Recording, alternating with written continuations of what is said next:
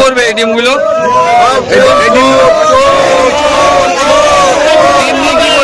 লোক এত ফালতু লোক নানা রকম ভাবে কোয়ার্টারে যেখানে বাস করতো বেলডাঙ্গায় সেই কোয়ার্টারের বালির পয়সা কোয়ার্টার বিক্রি করে 50,000, 1,00,000, 80,000 যাকে যেমন পেয়েছে বাইরের লোককে নিয়ে এসে ঢুকিয়েছে, সেই টাকাগুলো খেয়েছে।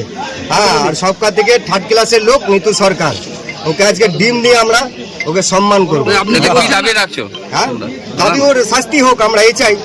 ওকে আজকে ডিম দিয়ে আমরা ওকে সম্মান করবো। আপনি কি দাবি রাখছো? হ্যাঁ, দাবি ওর শাস্তি হোক, আমরা এই চাই, শাস্তি চাই। কিভাবে মেরেছে? আপনি যে বলছেন মেরেছে, আমি ছিলাম না বাড়িতে তখন, ওকে একা পেয়ে পুরো মানে হেনস্থা করেছে, থ্রেটনিং দিয়েছে, ধমকি দিয়েছে, বাড়ির সমস্ত কিছু তালা জোর করে তার কাছ থেকে চাবি খুলে পদে পুরো বাড়িটাকে ক্যামেরা করে এটা ওই কাণ্ড করেছে।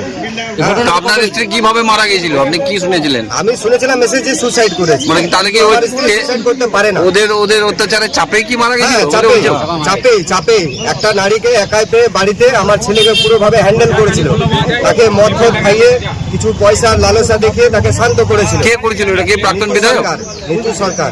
আর তার সঙ্গে ওর তো ছিল, এখন তাদের নাম আমি বলছি না। যে ভিডিওটা ভাইরাল হয়েছিল সেই টাইমে দুটো লোককে দেখা গেছে। আপনার ছেলেকে দেখা গেছিল প্রাক্তন বিধায়ক নরেন্দ্রনাথ চক্রবর্তীর পাশে বসে জিতেন্দ্র তেওয়ারির বিরুদ্ধে কথা বলতে। ওটা কি ওকে শেখানো হয়েছিল? ওকে সাজানো হয়েছিল। জিতেন তেওয়ারিকে যেটা বলেছিল আমার ছেলে যে আমার মায়ের মৃত্যু দায়ী হয়েছে জিতেন তেওয়ারি, কিন্তু দাদা সেই প্রসেসে যায়নি। দাদা এসেছিল একটা গরিব মানুষের কোনো কিছু যদি সরকারি সে কিছু পাওয়ার যোগ্যতা থাকে সেই প্রসেস নিয়ে এসেছিল। তার জন্য এরা সেটাকে মানে দাদাকে দোষী করানোর জন্য এরা উল্টো ছকে গেছে। সেখানে আমার বইয়ের জীবনটা এই নিতু সরকারের জন্য